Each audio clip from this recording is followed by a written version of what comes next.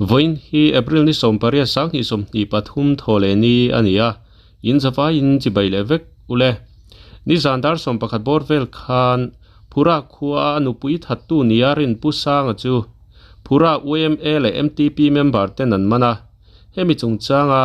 phura UMA president puhu takan biak na tu na ilungai thlang Mr. Wheelchair Official Channel atanginania kanlo hria danin in khuwa phura anupui soi salum tu niarin chu in man ni in kanlo hria khonga in man dana kha kim chang deuh hlekin min hriu thayangem ni alo mo me ron ko ma ama hi man tu bin thei top sin MTP tele waymetel magan la zela ti chuan athen to moi tura in volunteer then khatten driver zok zakin then oma ko then oma te i changin ko chunga ron lu theina tur ang chi kharin chiang chuan i driver zok zakin kan lo chang thina ti chuan pun sang thanga kan han phone kwala nu ma om le apel om i mundanga khodanga i border vela tipo an mu mai lo wang khan helai na ya atom hi kan ring tatani ti chuan nimin zan khan ni pathum i pulal choya le puro i patia kan tia hi aming kha puro kunga enti ro kunga puro kunga le pulal choya le puchuan moya an pathumin i ram chuakin dai laya aum lo mo ti ngai ven pain chopne zan pain ti chuan an wak chuaka aum ngei an rin awang in kimi saka lui thar lampang thi an zo bokani ilai vela hian alo tom mai kha rin na an nei bokan ni pathum hian ti chuan tulai chuan ni pathum hi kan sei fia lokanga le lan choya le puro khunga hi MTP member ania puchuan moya RTC moya kan ti maya ani hi OMA vice president general te secretary na te polo thok to kan OMA member active member nilaya ni boka ti chuan an pathum chuan an ram chuak kholam i ama ngei an rin lampang ron zo chuan in luidung chen ron zo tha he luidung zo hi sakha luita ti ni phura tang hian kilometer borvel ani arin ama an mon lai hi chuan in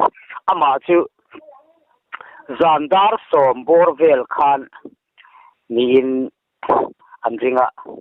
adar chi khathiam taka set ani lo dar som vel ani arin ama chuta chuan lungpui phena hianin alo muan yan tia ti chuan an thoma sia kha atlan sia ma se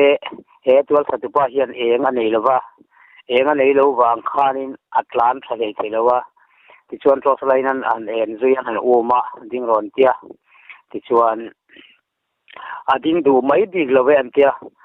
maro chu lungkhok ro kar selonia enga nei lo bok nen tlan lei thei dig lowa tlan luyan tum le kha thingluwa ga su ani tia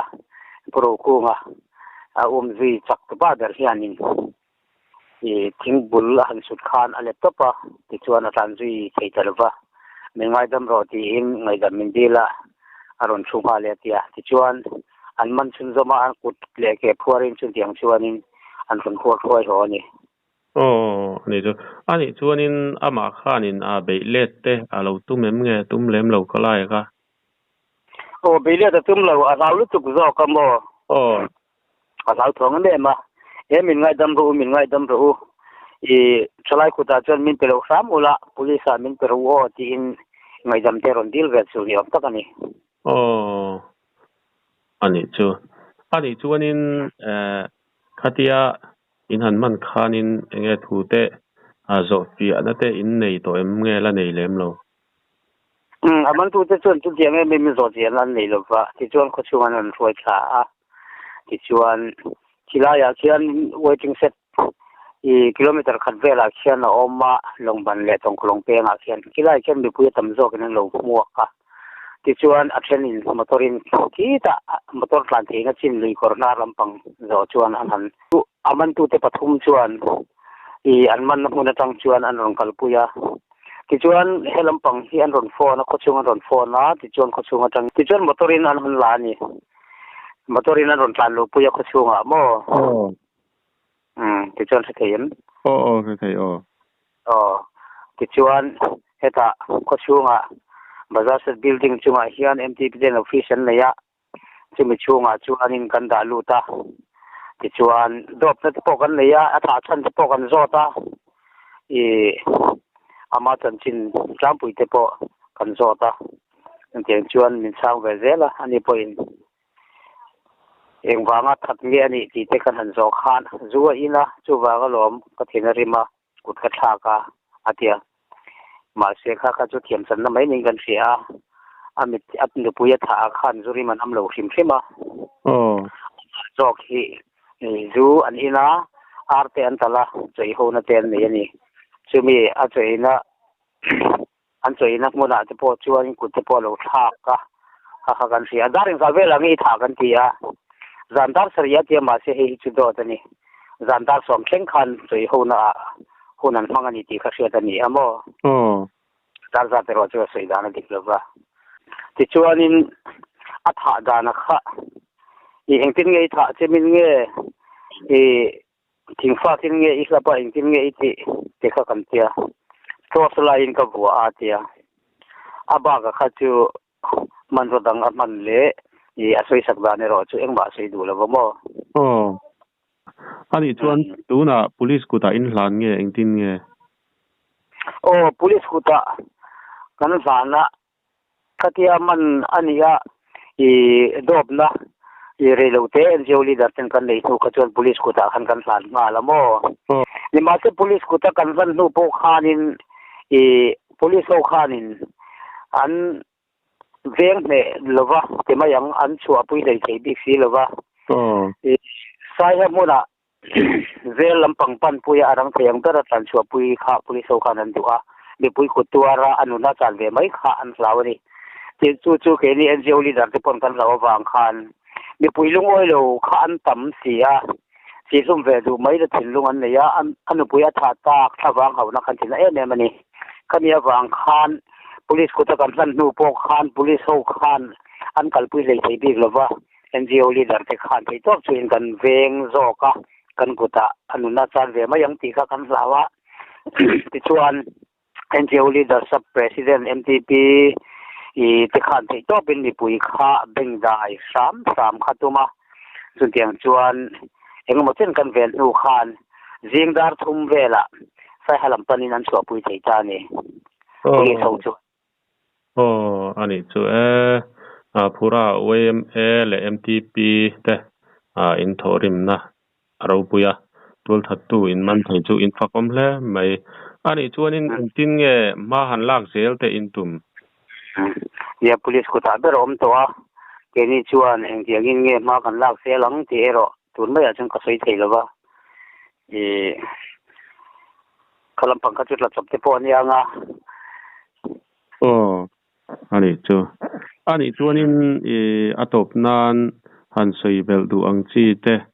in ei chuan khonga in min sei sakla ti chuan kan du tok don nia ni hetiang anga thil rap thak tak mai kam khotlanga atheng hi kan du lova athi chan an atha lai bo ruak vela miron kom la ka sei to ang deu khanin tun nuwa hetiang hi athen to lo nan hetiang laka hianin